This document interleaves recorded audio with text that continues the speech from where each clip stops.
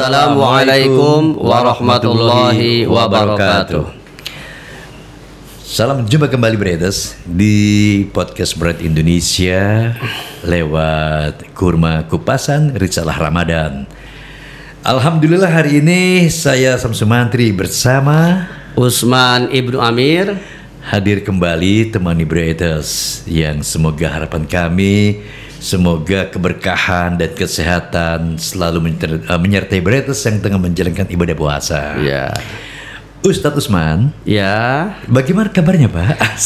Alhamdulillah, saya, Alhamdulillah. Daman. Ada yang ingin kita atau saya sampaikan nih, ya kan? Sebenarnya sih ini apa nih hal yang mungkin menyangkut kepada kepribadian diri kita sendiri ya, atau termasuk saya. Gimana sih caranya untuk menjadi orang dermawan? Dermawan. Dan kemudian apa yang kita dapat untuk menjadi orang dermawan di situ? Ya, 2 pertanyaan. Satu pertanyaan bobotnya berapa kilo itu ya, berat ya. Terima kasih Mas Sam. Alhamdulillah wassalatu ala rasulillah Sayyidina Muhammad ibn Abdillah wa ala alihi washabihi wa wala amma ba'd. Dermawan itu asal katanya dari derma, ditambah wan. Itu bahasa Indonesia begitu ya. Hartawan asalnya dari harta wan. Wan itu artinya memiliki. Jadi hartawan orang yang memiliki harta. Dermawan orang yang memiliki kedermaan, berbagi. Yang saya bingung perawan. Wannya itu gimana itu? Pernya yang bingung Pak. Per gitu. Wan sih gampang, pernya gitu. yang bingung. Saya kita karena itu bahasa Indonesia ya. Berarti rujukannya ke kamus bahasa Indonesia. Di KBBI kalau tidak salah, saya baca sepintas ya. Dermawan itu artinya orang yang gemar berbagi. Nah, sekarang kaidah agamanya, pandangan Islam terhadap dermawan. Pandangan Islam terhadap dermawan adalah kalau diartikan suka membagi, suka menolong, baik dengan harta, tenaga, jiwa, bahkan raga, jiwa dan raga. Kalau itu yang dimaksud, berarti sikap dermawan adalah sikap yang sangat dianjurkan. Bahkan bagian dari dermawan adalah infak. Infak itu ada 2, sodakoh. Ada yang wajib namanya zakat, ada yang sunnah namanya ya infak, ya sedekah. Atau kita nyebutnya malah amal. Padahal amal itu kan sholat juga amal soleh kan nyebutnya. Cuman karena kita di kotak amalnya ditulisin amal jariyah, ya udah kalau masukin namanya amal. Itu jadi ya jadi kata orang Sunda Pak Baliut gitu. Baik. Nah, salah satu bentuk kedermawanan adalah mengeluarkan harta di jalan Allah berupa baik zakat maupun non zakat. Itu merupakan bagian dari ciri orang bertakwa. Kan kalau kita ditanya, saya ini orang bertakwa bukan? Kalau jawabannya ya, insya Allah, ada insya Allahnya kan ya, saya orang bertakwa, maka jawaban pengakuan itu coba dicocokkan dengan tandanya. Cirinya gitu, cocok apa enggak? Jadi ketahuan antara ngaku sama kejujurannya. Mana orang bertakwa cirinya? Surat Al-Baqarah kan gamblang tuh. Alif Lam Mim, Allah yang Maha Tahu maknanya Alif Lam Mim. Zalikal kitabu, kitab Al-Qur'an ini, la raiba fihi, tidak ada keraguan di dalamnya bahwa itu dari Allah. Hudan, fungsi Quran adalah sebagai petunjuk lil muttaqin, buat orang yang bertakwa. Siapakah orang bertakwa itu? Penjabarannya ada, penjelasannya ada di ayat setelahnya. Ini yang disebut tafsirul ayat bil ayat. Menjelaskan satu ayat dengan ayat berikutnya. Ayat 2 surat Al-Baqarah, hudal lil muttaqin. Quran adalah petunjuk buat orang yang bertakwa. Siapakah orang bertakwa? Pertama tandanya alladzina yu'minuna bil ghaib.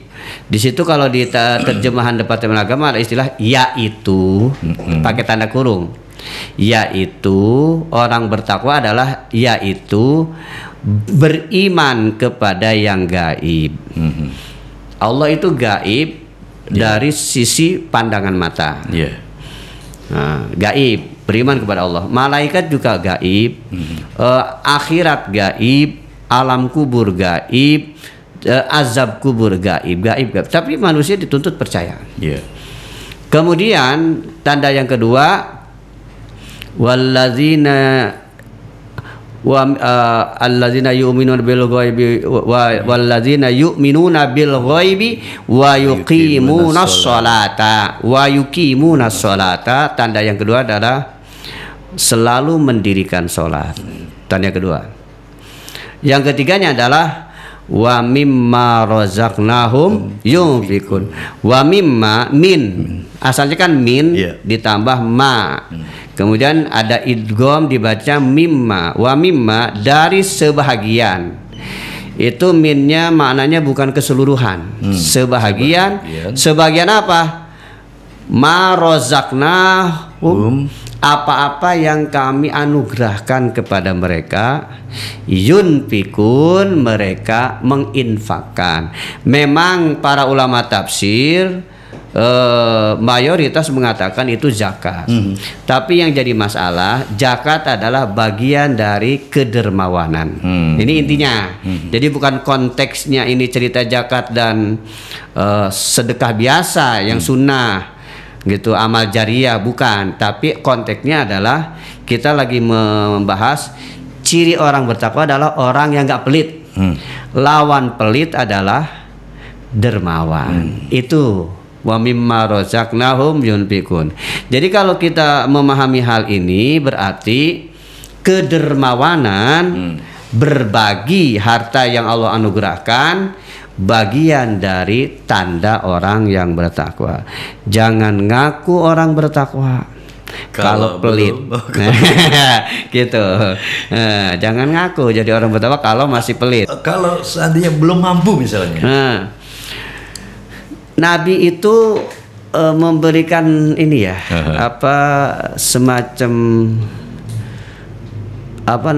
solusi. Agama Islam itu adil.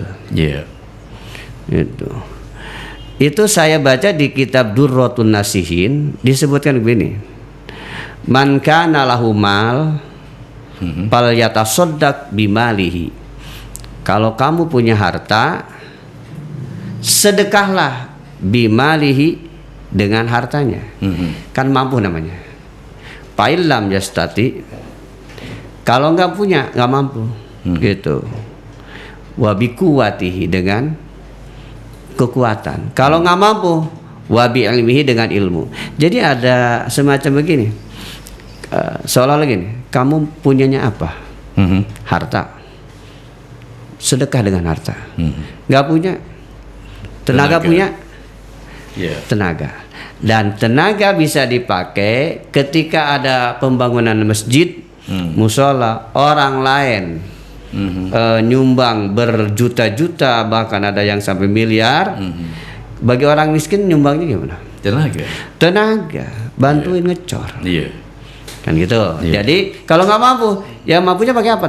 Atau biilmihi, dengan ilmu. Ilmu itu termasuk ide, saran. Itu ilmu, gagasan. Kita punya ilmu, hasil belajar, hasil pesantren, sedekah dengan ilmu. Guru adalah orang yang sedekah dengan ilmu. Kiai, ustadz, pengajar, mubalik, dai sedekah dengan ilmu. Jadi nggak ada istilah tidak bisa.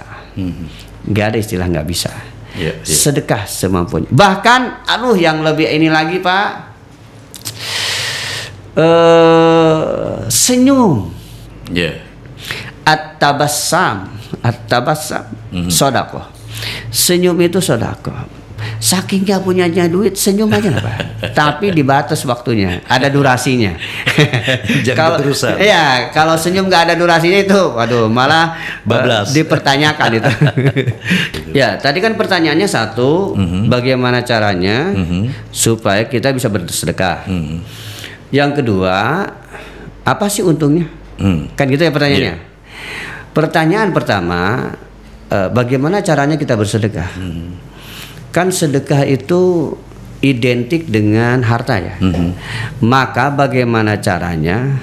Sadari sesadar-sadarnya hak mutlak kepemilikan harta kita itu sebetulnya Allah. Kita kan dikasih uang, rumah, mobil, segala macam. Itu hak mutlaknya kan Allah. Maka kalau Allah hak mutlaknya, udah terimain aja apa aturan Allah tentang harta. Jadi terimain. Mungkin kita ada yang kadang merasa beranggapan bahwa dunia ini hanya sebuah titipan ya. Harta hanya sebuah titipan. Hak mutlaknya kan kita hanya sekedar ngaku doang. Diamanahi. Nah sekarang kalau kita pengen jadi orang sedekah, orang yang dermawan, ahli sedekah, sadari nih harta yang ada dalam genggaman saya, dalam kepemilikan saya, ini adalah murni kepemilikannya adalah yang mutlak adalah Allah. Maka kita pahami Allah itu aturannya kayak gimana ya, tentang ternyata ada dua. Dari mana didapat, kemana dikeluarkan, dari mana asalnya, kemana dibelanjakan dan digunakan. Kita udah tahu halal adalah asal usul yang bagus.